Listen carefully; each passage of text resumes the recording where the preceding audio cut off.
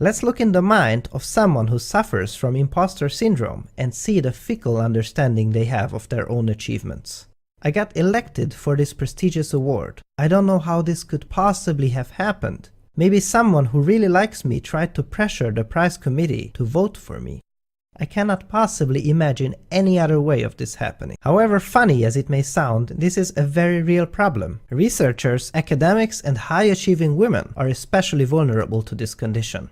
The treatment of imposter syndrome includes group sittings where the patients discuss their lives and come to a sudden realization that they are not alone, and this is not an individual case but a common pattern among high-achieving people. As they are also very keen on dismissing praise and kind words, they are instructed to be more vigilant about doing that and to try to take in all the nourishment they get from their colleagues. These are the more common ways to treat this serious condition that poisons so many people's minds.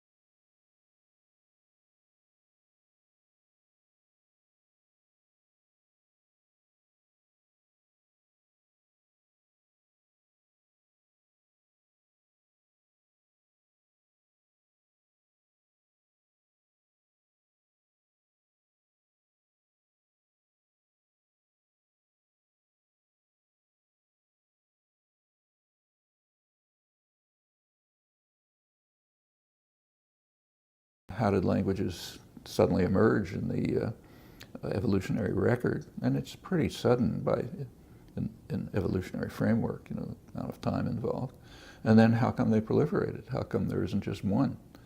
Well, there's steps towards answering that. Well, there's progress, I think. My own view, I should say, is pretty idiosyncratic. It's not widely held. But I think we understand enough about the fundamental computational basis of language to see that to develop a kind of a plausible scenario for how there might have been a reasonably sudden emergence of the fundamental nature of language, and also of why the apparent diversity is pretty superficial.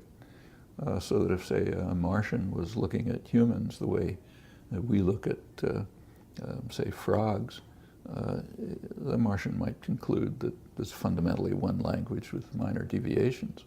And I think we're moving towards an understanding of how that might be the case, and it is pretty clear that it has to be the case. The time of development is much too shallow for fundamental changes to have taken place. And we know of no fundamental changes. So a child from a hunter-gatherer tribe and Stone Age tribe in, say, the Amazon, brought to Cambridge and raised here will go on and become a quantum physicist at MIT. There's no known differences in relevant cognitive capacities.